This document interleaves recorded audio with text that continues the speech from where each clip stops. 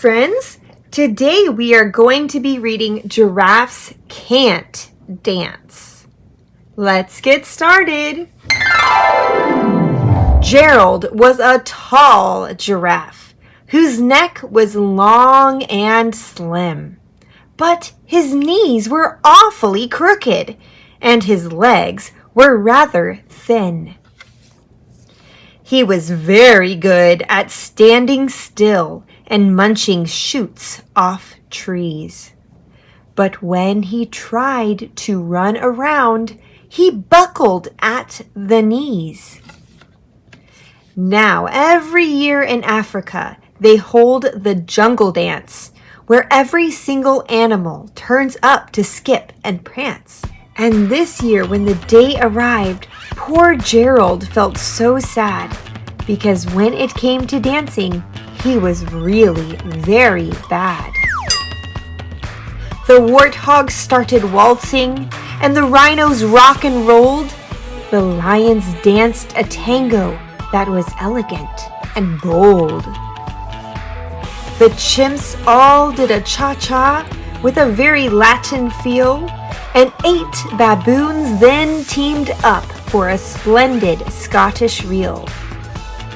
Gerald swallowed bravely as he walked toward the floor. But the lions saw him coming and they soon began to roar. "Hey, look at clumsy Gerald!" the animals all sneered. "Giraffes can't dance, you silly fool! Oh, Gerald, you are so weird!" Gerald simply froze. He was rooted to the spot. "They're right," he thought. "I'm useless. Oh, I feel like such a clot." So he crept off from the dance floor and he started walking home. He'd never felt so sad before, so sad and so alone. Then he found a little clearing and he looked up at the sky. "The moon can be so beautiful," he whispered with a sigh. "Excuse me," coughed a cricket who'd seen Gerald earlier on, "but sometimes when you're different, you just need a different song." "Listen to the swaying grass and listen to the trees. To me, the sweetest music is those branches in the breeze. So imagine that the lovely moon is playing just for you. Everything makes music if you really want it to." With that, the cricket smiled and picked up his violin. Then Gerald felt his body do the most amazing thing. His hooves had started shuffling, making circles on the ground. His neck was gently swaying, and his tail was swishing round.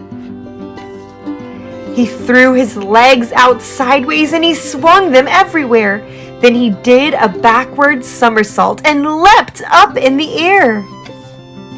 Gerald felt so wonderful. His mouth was open wide. "I am dancing! Yes, I'm dancing! I am dancing!" Gerald cried. Then one by one, each animal who'd been there at the dance arrived while Gerald boogied and watched him quite entranced. They shouted, "It's a miracle! We must be in a dream! Gerald's the best dancer that we've ever seen!" "How did you learn to dance like that? Please, Gerald, tell us how!" But Gerald simply twirled around and finished with a bow. Then he raised his head and looked up at the moon and stars above. "We all can dance," he said, "when we find music that we love." The end. Thank you for reading this book with me. And remember, everyone can dance if you just find the right kind of music. I will see you next time. Bye, friends.